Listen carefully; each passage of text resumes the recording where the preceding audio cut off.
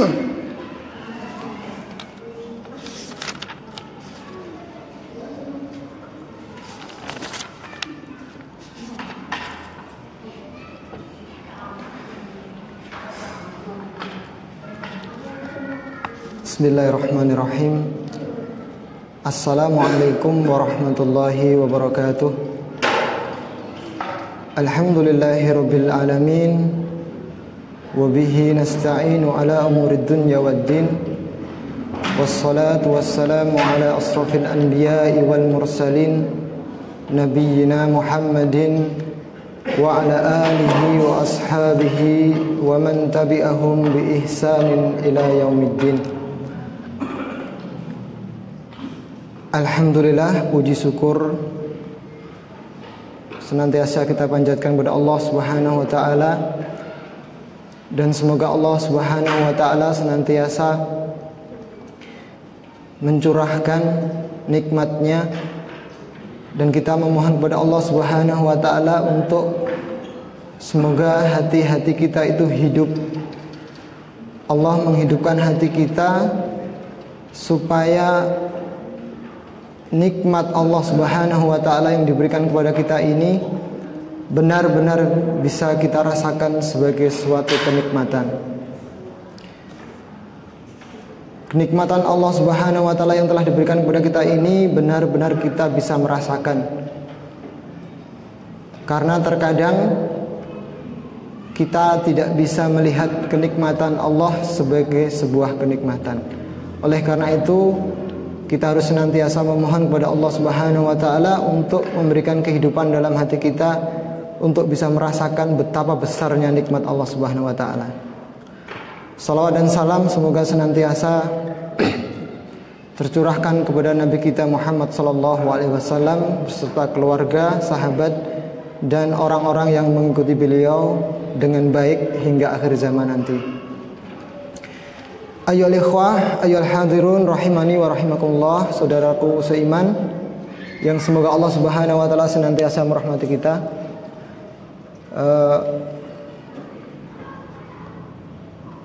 Di kesempatan malam hari ini, dan ini adalah awal durus kita, insyaallah biiznillah, tidak tahu sampai kapan kita akan bersama-sama mengkaji sebuah kitab yang sangat penting. Sebuah kitab yang membahas putar perangai-perangai jahiliyah, yang mungkin ketika diedarannya itu broadcast dikemas menjadi sebuah istilah hijrah dari perkara jahiliyah. Karena memang intinya dengan mengetahui perkara jahiliyah ini kita bisa menjauhi perkara tersebut. Sebagaimana perkataan penyair Arab, mereka mengatakan araftu syarra la li syarrih walakin litawaqqih wa man la ya'rifu syarra yaqa'u fihi. Tidaklah aku mempelajari keburukan atau mengetahui keburukan supaya aku bisa mengerjakan keburukan tersebut, walakin litawaqqih, tetapi supaya aku bisa menjaga diriku untuk tidak terjerumus di dalam keburukan tersebut. Wa man la ya'rifu syarra, dan barang siapa tidak mengetahui keburukan, yaqa'u fihi, dia akan semakin besar berpotensi untuk jatuh ke dalam keburukan tersebut. Ambil contoh, kita dulu sebelum mengenal sunnah, mengenal ajaran Rasulullah SAW, berjabat tangan itu sebagai bentuk keakraban, sebagai bentuk apa? Penghormatan. Dan itu kita anggap suatu kebenaran. Ternyata syariat melihatnya adalah sesuatu yang salah. Oleh karena itu kita tidak tahu, karena perkara ini salah, kita tidak tahu, oleh karena itu kita jatuh ke dalamnya. Dan itu benar perkataan penyair. Wa man la ya'rifu syarra yaqa'u fihi. Kalau kita tidak tahu keburukan, maka potensi untuk jatuh kepada keburukan semakin besar. Oleh karena itu kita belajar ini supaya kita tahu dan kita punya rambu-rambu, kita punya pedoman di dalam beragama ini. Jangan sampai di dalam kita beragama ini ada unsur-unsur perangai-perangai keyakinan-keyakinan jahiliyah yang menyertai agama kita. Dan tentunya kajian ini untuk saya pribadi dan untuk kita semuanya. Kita sama-sama mengkaji. Karena belum tentu yang sudah pernah belajar pun bisa lepas dari perkara jahiliyah. Karena ini adalah suatu perangai. Nah, sebelum masuk kepada pembahasan, mungkin kita kasih mukadimah. Apa itu jahiliyah? Jahiliyah. Jahiliyah itu diambil dari kata al-jahlu. Artinya adamul ilmi. Kalau diterjemahkan jahil itu bodoh. Adamul ilmi, tidak punya ilmu, itu bodoh. Tapi kalau jahiliyah, jangan punya kita punya persepsi, punya anggapan bahwasanya kaum jahiliyah itu kaum yang terbelakang, peradabannya mundur. Jangan salah. Karena Rasulullah itu diutus untuk seluruh alam. Dan saat itu di Arab, saat Rasulullah belum diutus, maka disitulah kondisi atau masa yang disebut dengan masa jahiliyah. Padahal di situ ada Romawi, ada Persia, sebuah kekuatan imperium yang besar dan maju saat itu. Jadi jangan punya terbesit di bayangan kita bahwa jahiliyah itu yang tidak punya ilmu, nggak bisa matematika. Tidak. Jahiliyah itu adalah suatu keyakinan, kemudian pemikiran, amaliyah, perangai, perbuatan yang jauh dari nilai syariat, jauh dari nubuah. Itulah jahiliyah. Oleh karena itu, zaman sebelum Rasulullah diutus itulah zaman jahiliyah. Zaman di mana sudah tidak ada syariat yang murni. Ahlul kitab sudah tidak ada yang murni. Nasrani sudah dengan trinitasnya, Yahudi dengan kekufurannya. Saat itulah disebut dengan zaman jahiliyah. Syekh Fauzan mendefinisikan jahiliyah, ya, intinya sama, yaitu wal jahiliyatu hiyallati laisa fiha rasulun wa laisa fiha kitabun. Jahiliyah adalah suatu masa, suatu kondisi di mana di situ tidak ada rasulun, tidak ada utusan, wala kitabun, walaisa fiha kitabun, dan tidak ada kitab yang diturunkan saat itu. Itulah masa jahiliyah. Paham ya insyaallah. Jadi jahiliyah itu bukan nggak ngerti matematika, ya, nggak tahu ilmu tata negara, bukan seperti itu. Nggak tahu ekonomi, bukan seperti itu. Jadi jahiliyah itu adalah masa di mana di situ tidak ada rasul dan tidak ada kitab.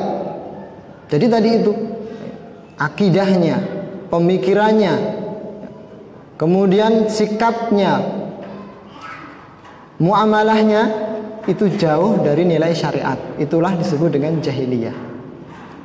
Insyaallah nanti kita baca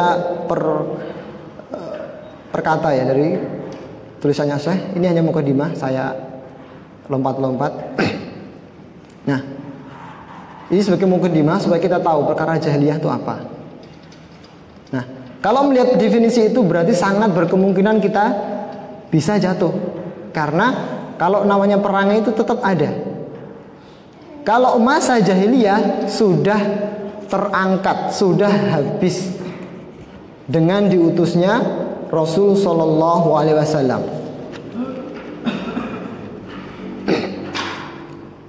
Syekh mengatakan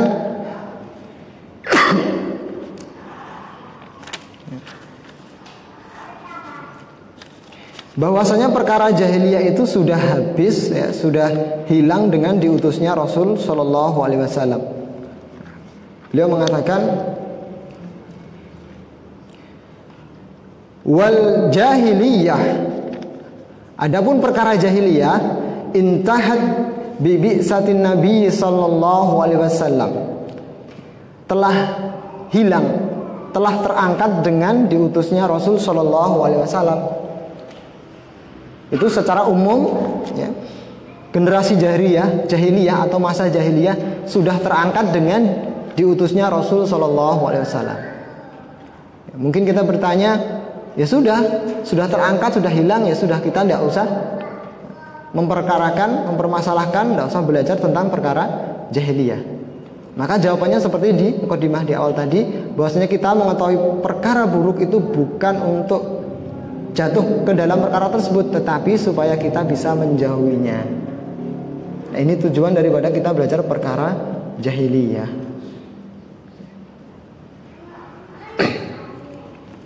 Nah, kemudian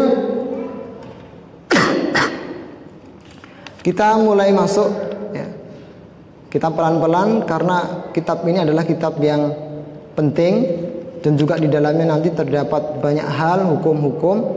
Oleh karena itu kita harus, saya berharap, ya, semoga Allah Subhanahu Wa Taala memberikan kita taufik untuk senantiasa bisa iltizam, yaitu bisa konsisten supaya tidak terpotong-potong pemahamannya. Nah, khawatir karena saya sudah dinasihati juga, ini kitab ada yang kalau tidak hati-hati nanti bisa salah paham, dan kemudian tentunya kalau pemahamannya salah nanti juga amaliyahnya menyimpang. Maksud saya, jangan sampai kita kemudian nanti menghukumi person-person dengan serampangan, karena nanti di dalamnya ada perilaku seperti ini, hukumnya seperti ini, sehingga nanti jangan serta-merta kita, kalau yang orang yang jatuh di situ kemudian pasti, oh dia ini orang jahiliyah, jangan. Ya, saya bacakan sedikit untuk mukadimah. Ya, ini kaidah ahli sunnah wal jamaah supaya kita hati-hati. Ini kaidah penting sebagai mukadimah. Insya Allah nanti akan senantiasa kita ulang supaya kita tahu. Annal ahkamal usuliyah wal furudiyah atau wal furu'iyah la tatimmu illa bi amrayni. Sesungguhnya jatuhnya suatu hukum usul atau hukum cabang, ya, vonis, maksudnya vonis, jatuhnya vonis suatu hukum, apakah itu perkara usul ataukah perkara cabang, itu tidak bisa jatuh kecuali terpenuhi dua syarat. Illa bi amroni, kecuali terpenuhi dua perkara. Apa itu? Wujudus syurut, ya, syarat-syaratnya terpenuhi. Wantifa'ul mawani, penghalang-penghalangnya terangkat. Maksudnya apa? Di dalam Islam itu kan ada hukum-hukum, Pak. Berbuat seperti ini hukumnya seperti ini. Orang yang melakukan seperti ini terancam seperti ini. Apakah serta-merta itu jatuh? Maka syaratnya ini tadi dua. Tidak mesti orang yang berbuat A kemudian dia tervonis A. Tidak. Syaratnya tadi itu, dia bisa jatuh hukum itu, vonis itu bisa jatuh kalau dia syaratnya dua tadi terpenuhi, yaitu wujudus syurut, syaratnya terpenuhi, dia melakukan itu syarat-syaratnya terpenuhi. Wantifa'il mawani, tidak ada penghalang. Mungkin agak bingung ya, kasih contoh. Di sini berikan contoh. Seseorang kalau berbuat, contoh mentato, kemudian mencukur alis, itu dilaknat oleh Allah, betul? Dilaknat oleh Allah. Apakah mesti orang yang berbuat seperti itu dia kena laknatnya Allah, hukum itu jatuh, vonis laknat itu jatuh. Tunggu dulu, ya. Harus kita lihat dulu dua syarat tadi. Apakah dia mengerjakan itu karena kebodohan? Atau dia mengerjakan itu karena paksaan? Atau dia mengerjakan itu padahal dia mengingkari dalam hati? Ini kan kita tidak tahu. Oleh karena itu harus berhati-hati, ya. Apakah ada penghalang-penghalang? Contohnya penghalangnya apa untuk tidak jatuh vonis laknat? Barangkali dia tobat. Saya bacakan, bagus ini perkataan Ibnu Taimiyah. Ayatul wa'id, ayat-ayat yang berisi ancaman. Fi haqqin man irtikaba umuran muharramatan. Ayat-ayat ancaman yang mana ayat-ayat itu berhak untuk dijatuhkan kepada orang-orang yang berbuat keharaman. Ayat-ayat ancaman dalam Al-Quran yang ditujukan oleh Allah itu ditujukan kepada orang-orang yang berbuat keharaman. Fahuwa ahlun lima ja'a fin nususi minal wa'id. Mereka itulah yang berhak mendapatkan ancaman daripada hukuman Allah itu. Ayat-ayat yang di dalam Al-Quran itu. Lakinna, akan tetapi qad yakunu hunaka mani'un. Tetapi terkadang di situ ada penghalang-penghalang yang menyebabkan orang tersebut tidak kena ancaman Allah Subhanahu wa taala tersebut. Apa penghalangnya? Kat taubah. Bisa jadi dia taubat. Aw istighfar atau istighfar. Ini yang mungkin tidak terbayang di benak kita. Aw istighfaril mu'minin, atau doanya orang-orang mukmin. Kita kan mendoakan kan? Mendoakan orang-orang mukmin ketika dalam khutbah itu. Allahumma ighfiril muslimina wal muslimat. Betul enggak? Bisa jadi ancaman Allah Subhanahu wa taala itu tidak jatuh. Kenapa? Karena ada doa dari kaum muslimin, ada istighfar dari kaum muslimin. Oleh karena itu, jangan gampang-gampang kita menjatuhkan vonis. Tabdi', takfir, tafsik, hati-hati. Belum tentu orang yang jatuh kepada bid'ahan dia pelaku bid'ah, ahlu bid'ah. Karena tadi itu banyak penghalang-penghalang yang bisa mencegah jatuhnya vonis tersebut. Awil masaib, atau musibah. Musibah itu bisa menghilangkan dosa enggak? Bisa. Oleh karena itu kalau ada saudara kita, keluarga kita yang masih bergelimang dengan maksiat, jangan kemudian muncul dalam persepsi kita, aduh ini ahlun nar ini, tempatnya neraka, ini bahaya. Kenapa? Ya tadi itu, bisa jadi ancaman-ancaman Allah tersebut tidak jatuh karena ada penghalang tadi. Bisa jadi di penghujungnya dia taubat, bisa jadi dia istighfar dalam hatinya, ya. Bisa jadi ya tadi doa kaum muslimin atau musibah yang menimpanya kemudian dia sabar, diangkat dosanya. Au ghairu dzalika min mukaffiratiz dzunub, atau dari bentuk-bentuk mukaffirat dzunub, bentuk-bentuk amaliyah yang bisa menghilangkan dosa. Nah, ini adalah kaidah Ahlussunnah. Jadi berhati-hati di dalam menjatuhkan vonis. Jadi kita belajar hukum itu yang pertama untuk kita sendiri. Kita termasuk di dalamnya enggak? Masya Allah, kalau kita masih ada, segera membenahi diri. Jangan sibuk melihat orang lain, oh dia masih berbuat seperti itu, oh itu perangai jahiliyah. Ada berbuat seperti itu, oh itu orang munafik. Seperti ada ayatul munafik, salas. Ciri orang munafik, tanda orang munafik ada 3. Idza hadasa kadzaba, jika berbicara berbohong. Wa idza wa'ada akhlafa, jika berjanji mengingkari. Wa idza tumina khana, jika diberi amanah khianat. Kemudian kita dapati pada teman kita ada 3 perangai tersebut. Munafik. Boleh enggak itu? Tidak boleh. Ya. Tapi syaratnya sudah terpenuhi itu, tiga-tiganya. Apakah selalu bohong terus? Dan kita belum tahu di penghujungnya nanti dia taubat atau tidak. Ataukah dia tahu tidak dengan perbuatan itu bahwasanya itu perbuatan dosa? Barangkali setelah dibacakan hadis, ini loh tanda munafik seperti ini. Kemudian ya Allah, ternyata ini ayat munafik. Jangan-jangan saya munafik. Kemudian dia taubat, dia nggak tahu. Dia nggak tahu kalau itu perbuatan yang termasuk ciri-ciri munafik. Nah, itu yang disebut wujud surut. Syaratnya belum terpenuhi karena dia jahil, bodoh. Jadi jangan keburu-buru. Nah, itu kadang yang menimpa awal-awal orang yang baru belajar. Biasanya seperti itu.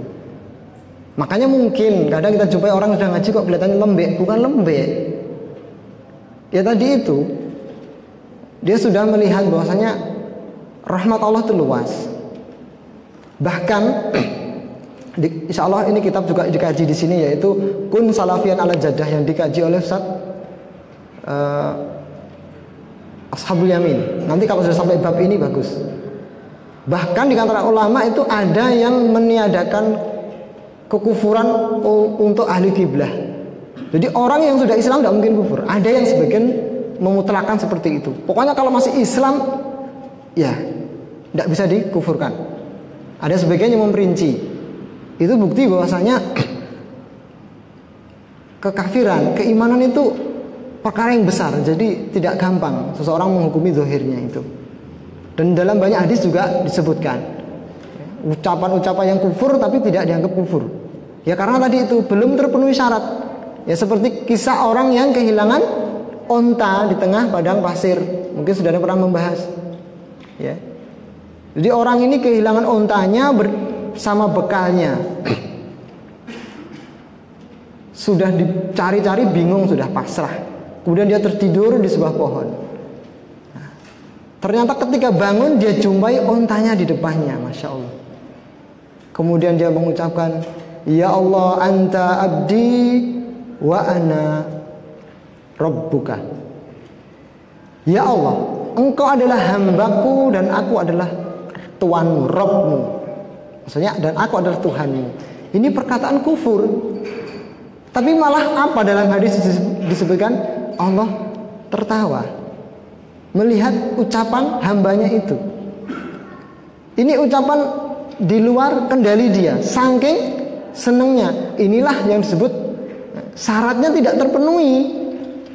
Tapi itu ucapan kufur. Iya, tapi syaratnya belum terpenuhi. Kenapa? Karena dia tidak sengaja, saking terbawa emosi.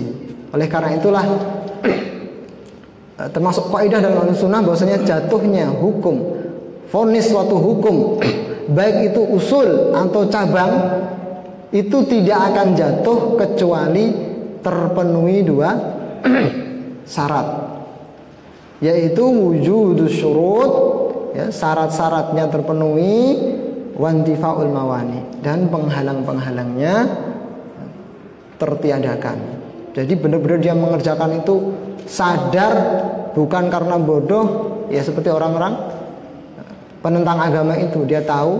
Nah, tapi apakah terus kemudian kita memvonis? Tidak. Yang memvonis bukan tugas kita. Tentunya ada orang-orang yang kompeten, para ulama.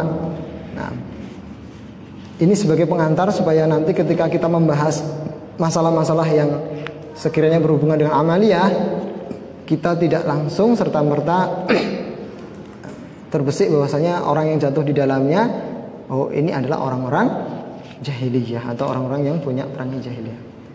Yang pertama adalah untuk kita sendiri tentunya. Nah, kita mulai masuk ke kitab Muqaddimahnya Syekh Shalih Al Fauzan. Bismillahirrahmanirrahim. Alhamdulillahi Rabbil Alamin. Segala puji bagi Allah Rabbul Alamin. Rabb itu adalah yang menciptakan, yang mengurusi, dan yang memberikan rezeki. Mengatur, mengurus, menciptakan, itulah Rabb. Segala puji bagi Allah Rabbul Alamin, yaitu yang mengurusi, yang menciptakan alam semesta. Wassalatu wassalamu ala nabiyyina Muhammadin wa ala alihi wa ashabi ajma'in. Salawat dan salam semoga senantiasa tercurahkan kepada Nabi kita Muhammad, kepada keluarganya dan juga kepada sahabatnya seluruhnya. Amma ba'du. Faqad kuntu alqaitu durusan fil masjid. Sesungguhnya aku pernah mengampu atau mengajar suatu pelajaran di sebuah masjid. Tatadammanu syarhu masailil jahiliyah, yang dalam pelajaran tersebut isinya adalah mempelajari tentang perkara-perkara jahiliyah allati dzakaraha Syekhul Islam Al-Mujaddid Syekh Muhammad bin Abdul Wahhab rahimahullah.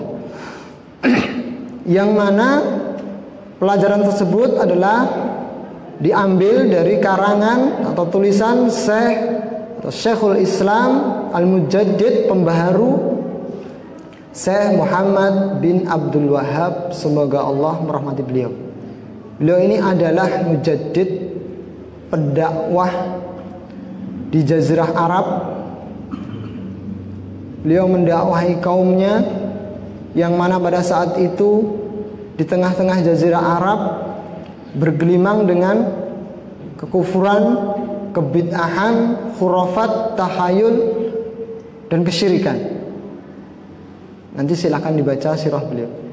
Jadi beliau ini berdakwah memerangi atau menyebarkan tauhid dan menghapus keyakinan-keyakinan yang rusak pada zaman itu. Fi risalatin mukhtasiratin, dari sebuah tulisan yang ringkas. Jadi tulisan masail jahiliyah itu tipis sebenarnya, hanya poin gitu. Dan ini syarah, itu penjelasan. Jadi Syekh Shalih Al Fauzan itu beliau membawakan sebuah kitab masail jahiliyah, kitab aslinya, kemudian beliau bawakan di kajian beliau sarah, beliau kasih penjelasan. Penjelasannya Syekh Fauzan, Syekh Muhammad Shalih Fauzan. Beliau masih hidup sekarang. Beliau adalah Ketua Hay'ah Kibarul Ulama, Ketua MUI-nya Saudi Arabia. Nah, ini bagus. Nah, wa kana ba'du tullabi wafaqahumullah qad sajjalu tilka durusa fi asyratatin. Kalau ada yang punya kitab aslinya sambil belajar. Wa kana ba'du tulab, dan pada saat itu sebagian murid saya, tulab, sebagian penuntut ilmu, semoga Allah memberi taufik kepada mereka. Qad sajjalu tilka durusa fi asyratatin. Mereka mendokumentasikan pelajaranku ini dalam sebuah kaset atau rekaman. Doanya semoga Allah beri taufik. Jadi kita bisa ambil pelajaran dari mukadimah ini. Wa qama ba'duhum, dan sebagian mereka ada yang koma itu bukan berdiri. Di sini maksudnya berupaya atau berbuat. Wa qama ba'duhum jazahullahu khairan. Doanya beda lagi. Semoga Allah Subhanahu wa taala membalas dia dengan kebaikan.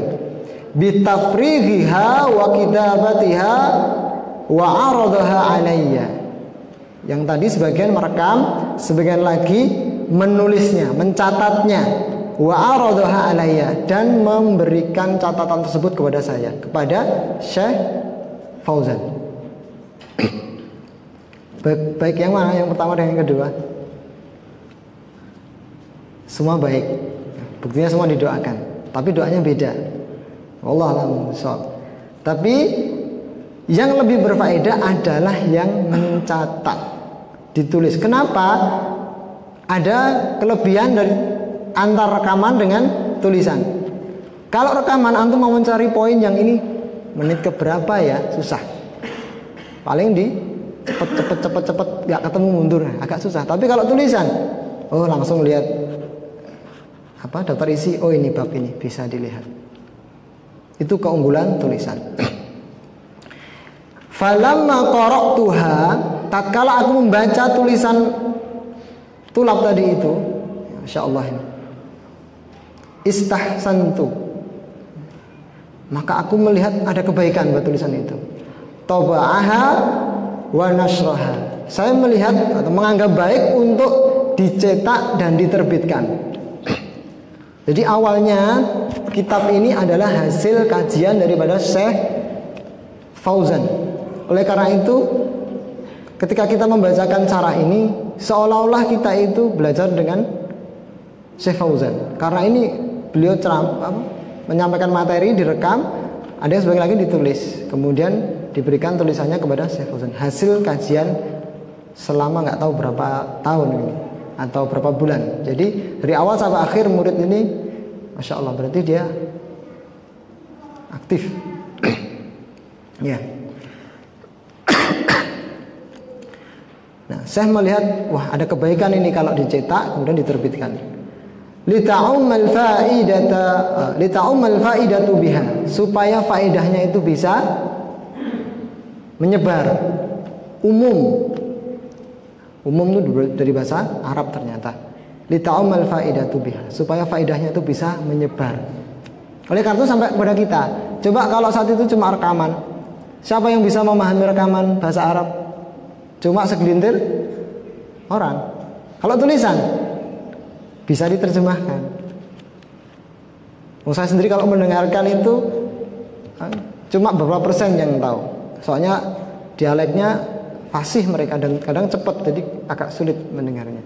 Tapi kalau membaca lebih mudah. Ya. Nah, kemudian kita lanjutkan. Alama fi dzalika syarhi min naqsin wa dha'fin. Ini bentuk ketawaduan beliau. Meskipun demikian, di dalam syarah ini, di dalam penjelasan ini ada kekurangan dan ada cacatnya pasti. Dha'fin, ada kelemahan. Ini bentuk tawaduk beliau, Masya Allah.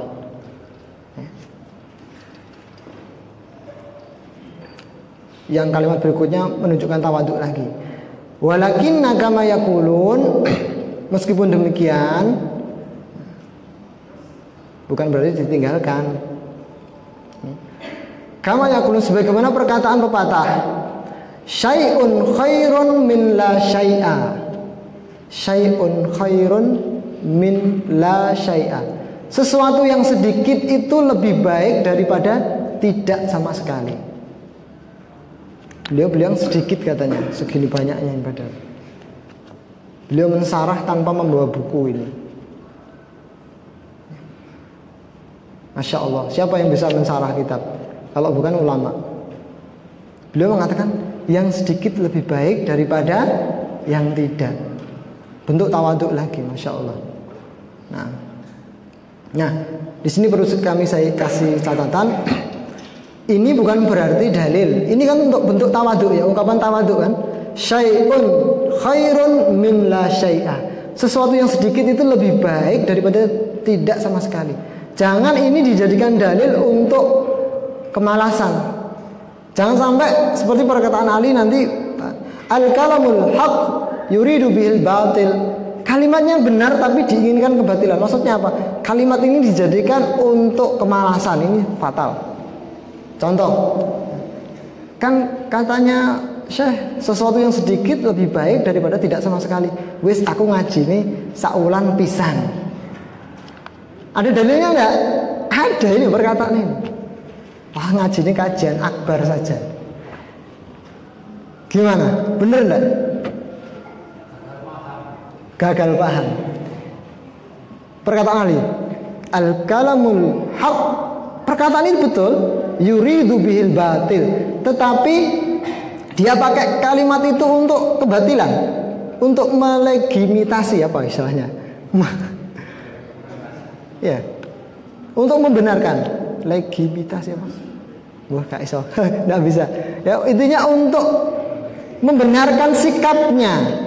Ini ada dalilnya. Ya, salah paham. gagal paham. Ya, ini bentuk ketawaduan beliau. Bukan kemudian kita jadikan dalil untuk syai'un khairun min la syai'a. Gampang hafalkannya. Syai'un khairun min la syai'a. Sesuatu yang sedikit lebih baik daripada tidak sama sekali. Ngaji nih sak wulan pisan turu pisan. Wah, Masya Allah. Tapi kalau di medsos kayak Ustadz, wah ini musibah. Hati-hati ya kawan. Nasallallahu semoga Allah Subhanahu wa taala menjaga kita semuanya. Kemudian saya lanjutkan, wa arju mimman qara'a hadzal syarh. Kita semua dapat doanya dari Syekh. Dan saya berharap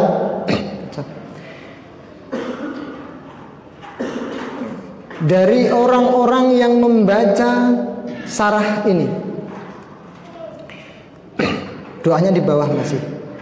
Wa arju mimman qara'a hadzal syarh, dan saya berharap kepada orang-orang yang membaca penjelasanku ini, wa adraka fihi khata'an, kemudian dia jumpai di dalam syarah tersebut sebuah kesalahan, ayan bahani alaihi listidrakihi, bentuk ketawaduan lagi, supaya dia menghabarkan. Apabila saya berharap pada orang yang membaca syarahku ini, jika dia menjumpai ada kesalahan di dalam syarahku ini, di dalam penjelasanku ini, sebuah kesalahan, hendaknya dia menghabarkan kepadaku, memberitahuku, supaya aku bisa mengkoreksinya. Dan ini baru doanya beliau. Wafaqallahul jami'a lil ilmin nafi' wal amali salih.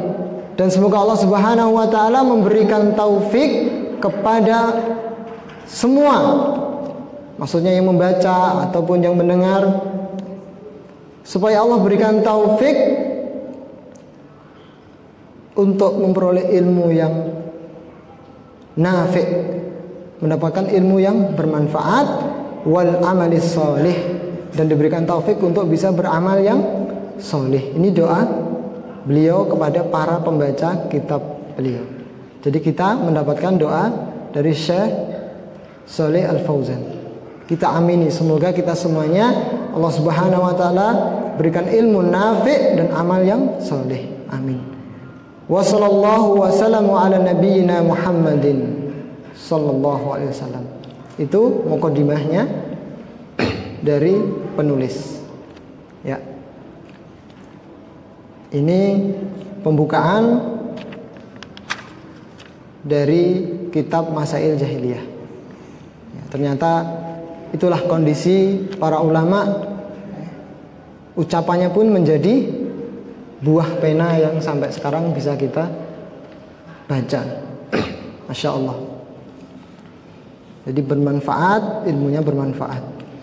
Semoga kita semuanya mendapatkan imbas dari ilmu beliau, dan kita bisa mengambil ilmu tersebut dan bisa mengamalkannya, insya Allah. Nah, kita masuk ke mukadimah dari kitab Masail Jahiliyah ini.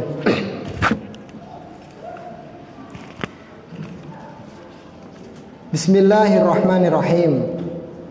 Alhamdulillahirabbil alamin. Wa sallallahu wa sallamu wa baraku ala nabiyyina Muhammadin wa ala alihi wa sahbihi ajma'in, wa ba'd. Qala Syekhul Islam Muhammad bin Abdul Wahhab rahimahullahu taala fi muqaddimati risalatihi Masailil Jahiliyah.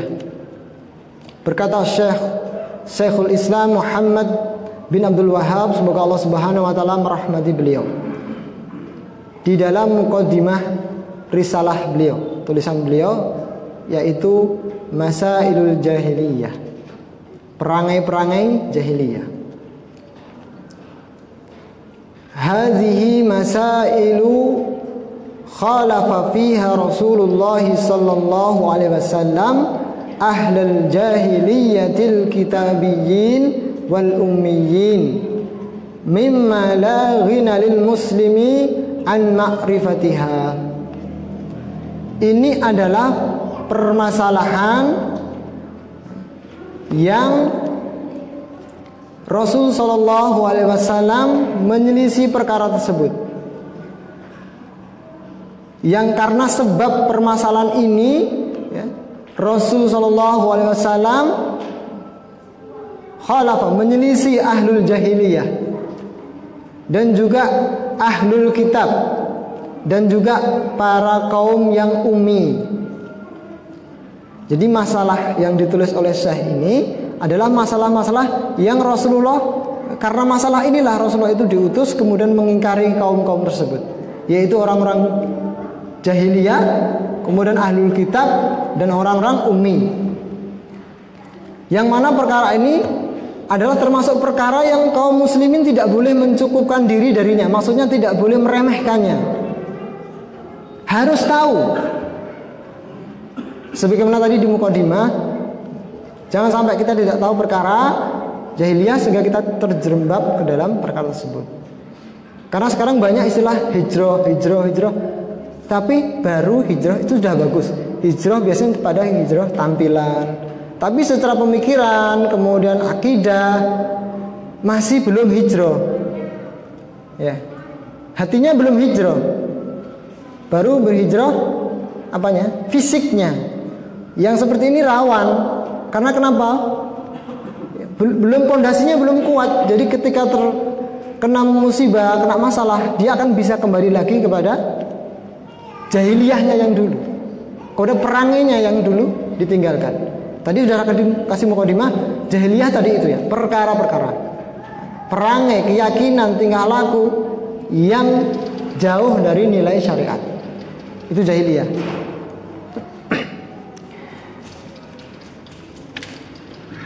Kemudian Syekh membawakan sebuah syair. Faddiddu yuzhiru husnahu did wa bididdiha tatabayyanul asya. Maksudnya fabididdu, dengan lawan sesuatu, maksudnya kebalikan dari sesuatu, maka akan nampak kebaikan dari lawan itu. Contohnya maksudnya gini loh. Dengan lawan pengertian maka kita bisa tahu maksud dari yang lawan dari makna kata itu. Contohnya kita mengungkapkan putih, terang itu apa ya? Kan butuh lawannya biar orang paham. Terang itu lawan daripada gelap. Biasanya ini sering dipakai kepada anak-anak yang tidak tahu bahasa baru. Ustadz, tandus itu apa? Kita jelas tandus. Tandus itu apa, Ustadz? Maka dengan lawan tandus itu dia akan mengerti makna tandus. Ini maksud dari fadiddu yuzhiru husnahudid. Dengan lawan kata tersebut dia akan mengetahui hakikat kata tersebut. Tandus itu, Mas, yang tidak bisa ditanami, ya, meskipun dikasih air tidak bisa tumbuh. Oh, lawan subur. Kalau subur, tandus itu lawannya subur. Nah, itu maksudnya. Nah, maksudnya saya membawakan syair ini adalah kita mengetahui perkara jahiliyah supaya kita mengetahui lawannya, yaitu Islam. Karena lawan dari jahiliyah itu adalah Islam. Wa bididdiha tatabayyanul asya, sama. Maka dengan lawan sesuatu tersebut maka menjadi jelas sesuatu yang dimaksud tadi. Sudah azan. Sudah. Cep. Azan dulu, nanti saya selesaikan sedikit sebelum dibaca syarahnya. Silakan.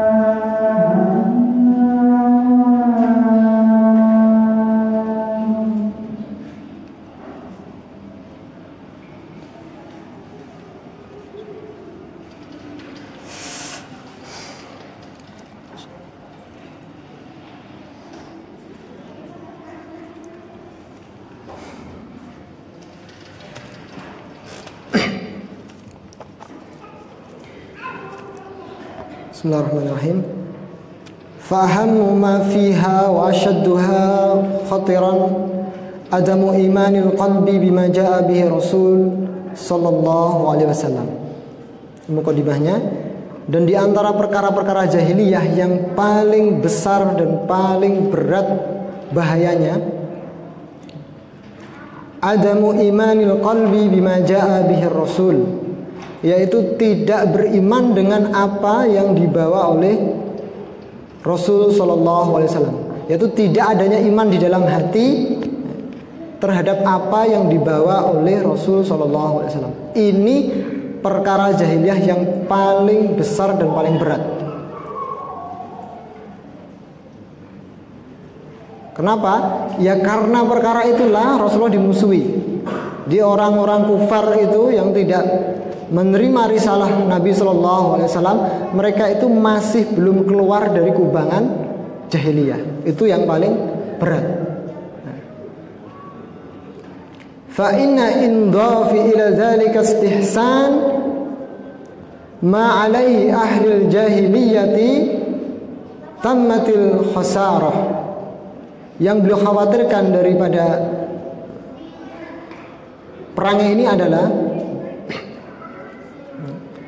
akibat yang paling fatal adalah kalau dia tidak menerima syariat Rasul sallallahu alaihi wasallam, istihsan, dia akan melihat baik ma alaihi ahlul jahiliyah. Dia akan melihat baik perangai-perangai jahiliyah tersebut. Kalau orang tidak mau menerima risalah Nabi, maka dia akan memegang risalah yang lain. Dia akan berpegang dengan pegangan yang lain. Seperti orang-orang kuno, kita kasih syariat Rasul sallallahu alaihi wasallam, maka dia tetap memegang keyakinannya yang lama. Ini yang ditakutkan oleh Syekh. Akibat yang paling besar dari orang menolak syariat Rasul sallallahu alaihi wasallam adalah dia pasti akan memegangi keyakinan lamanya, yaitu keyakinan jahiliyah. Yaitu jahiliyah tadi adalah sesuatu yang menyelisih syariat, itu jahiliyah. Kalau sudah seperti ini, tammatil khasarah, inilah kerugian yang paling besar, kerugian yang nyata. Kama qala ta'ala, walladzina amanu bil batil wa kafaru billah ulaika humul khasirun. Orang-orang yang beriman dengan kebatilan dan mengingkari atau mengkafiri Allah, syariat Allah, ulaika humul khasirun, merekalah kaum yang rugi. Itu perkara jahiliyah yang paling besar adalah menolak dan tidak adanya iman di dalam hati terhadap kebenaran risalah Rasul sallallahu alaihi wasallam. Ini yang paling berat dan paling bahaya. Kalau sudah orang terjangkiti sikap ini, tentu dia akan berakidah, akan bersikap dengan sikap lamanya, yaitu sikap jahiliyah. Kalau udah seperti itu, ungkapannya adalah mereka itu sejatinya beriman dengan perkara yang batil dan mengingkari Allah. Kalau udah seperti itu, ulaika humul khasirun. Itulah mereka yang merugi di akhirat. Insyaallah nanti syarahnya kita baca di pertemuan berikutnya biidznillah, karena insyaallah pembahasan ini akan terulang sebulan sekali. Semoga Allah Subhanahu wa taala memberikan keistiqomahan kepada kita pelan-pelan, semoga kita bisa mendapatkan faedah. Dan juga dari mukadimah tadi kita jumpai pentingnya mencatat ilmu, karena bagaimanapun itu kita butuhkan saat kita lalai, saat kita lupa. Kalau tidak bisa mencatat, maka alhamdulillah sekarang itu sudah dipermudah dengan terbitan-terbitan, kemudian terjemahan-terjemahan. Silahkan dimanfaatkan kemudahan tersebut. Meskipun yang lebih utama tetap di samping kita mencatat, karena nanti juga ada faedah-faedah tambahan, maka buku itu adalah sebagai pengantar. Kemudian sebelum kita tutup, sebagai tambahan pengetahuan untuk kita, karena di judul broadcast itu adalah kita berhijrah dari perkara jahiliyah, maka kita perlu mengetahui apa itu hijrah. Nah, saya dapatkan artikel berbahasa Arab, makna atau macam daripada hijrah. Nah, hijrah itu ada 4. Hijrah ada 4. Yang pertama, al-qismul awal hijratul insan lima haramallahu alaih, yaitu hijrahnya seseorang dari perkara yang Allah haramkan. Wa hadhil hijratu fardu ainin ala kulli muslimin. Dan hijrah yang semacam ini wajib bagi setiap orang Islam, yaitu hijrah dari perkara yang Allah haramkan. Hijrah itu menjauhi. Makanya kalau ada orang dijauhi, dihajar bahasanya. Hajar, dihijroi, dijauhi. Akar katanya hajaro. Itu macam yang pertama. Dalilnya apa? Saya bacakan. Al-muslimu man salimal muslimuna min lisani wa yadihi. Orang muslim itu adalah orang yang saudara muslim lainnya itu selamat daripada lisan dan tangannya. Jadi orang muslim yang benar itu adalah orang yang saudaranya itu merasa aman dari gangguan lisannya dan gangguan tangannya. Kalau masih ada orang muslim merasa saudaranya ini suka menyakiti, masih suka mengganggu, memberikan gangguan kepada kita dari lisannya atau dari tangannya, maka keislamannya masih belum sempurna. Karena Rasulullah mengatakan muslim sejati adalah yang muslim lainnya, saudaranya itu merasa aman dari gangguan tangan dan lisannya. Apakah kita sudah seperti itu? Kita bersama-sama harus bisa mewujudkan hadis ini biiznillah. Wal muhajiru, adapun orang yang berhijrah, nah ini, man hajara ma nahallahu anhu. Ya, orang yang dikatakan orang berhijrah itu adalah orang yang hijrah dari perkara yang Allah larang. Ini ada di Sahihain, Bukhari, Muslim. Ini macam yang pertama. Kemudian macam yang kedua, al-hijratu min daril kufri ila daril Islam, yaitu hijrahnya seseorang dari negeri kekafiran kepada atau menuju negeri Islam. Sebagaimana ketika Rasulullah hijrah dari Makkah menuju Madinah.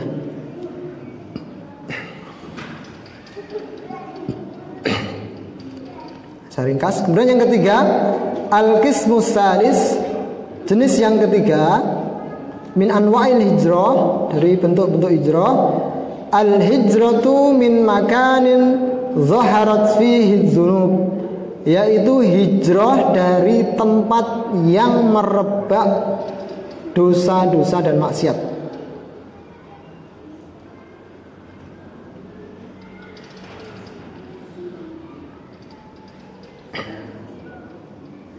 fa innahu tajibu 'alail hijrah, wajib hijrah. Jadi kalau di tempat kita merebak zaharat, nampak az-dzunub, kemaksiatan-kemaksiatan, dosa-dosa, maka kalau nggak bisa mengingkari, justru kita terwarnai, ya, menghindar. Jadi ini melihat kondisi kita. Kan ada sebagian orang, kalau semuanya hijrah, itu siapa yang mendakwai di situ? Lah, antum bisa dakwah enggak? Antum merasa kuat enggak? Kalau kuat silahkan, itu lebih afdol. Tapi kalau terpengaruhi, ya pergi. Kan sebagian sahabat ada yang tinggal, sebagian sahabat ada yang hijrah menuju Rasulullah. Yang tinggal karena dia merasa kuat, yang pergi karena dia menyelamatkan diri. Dua-duanya boleh. Ya. Maka tatkala kita tidak bisa mengingkari, maka menjadi wajib untuk hijrah dari tempat tersebut.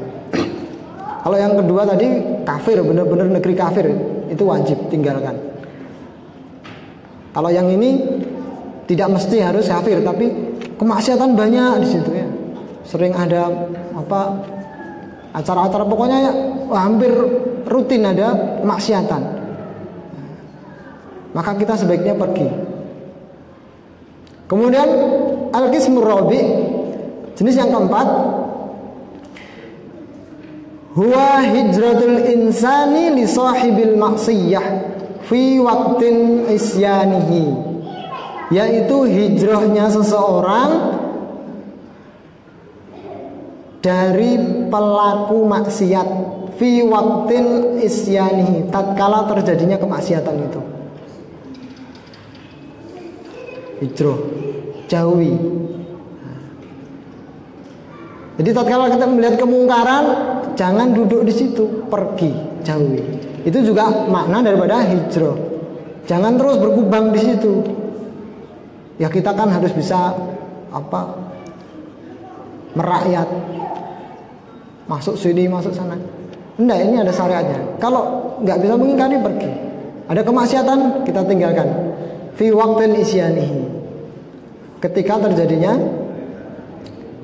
kemaksiatan tersebut.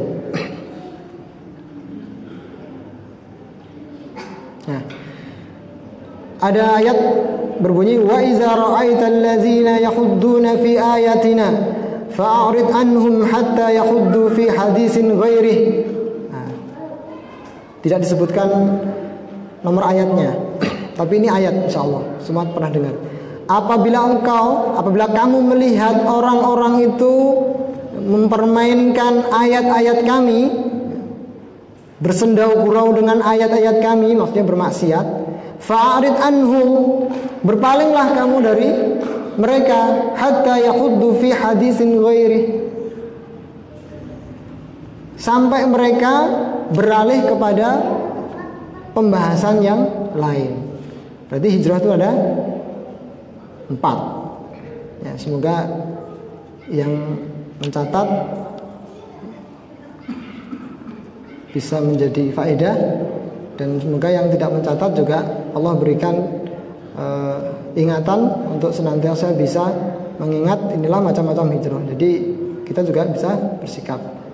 Nah, itu macam hijrah. Nah, macam hijrah yang paling penting itu yang pertama tadi, yaitu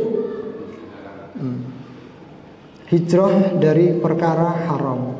Dan ini senantiasa wajib, karena sebagaimana dalam hadis, wal muhajiru man hajara ma nahallahu an. Sedangkan orang yang disebut orang hijrah itu adalah hijrah dari perkara yang dosa, dari perkara yang Allah larang. Wallahu a'lam bishawab.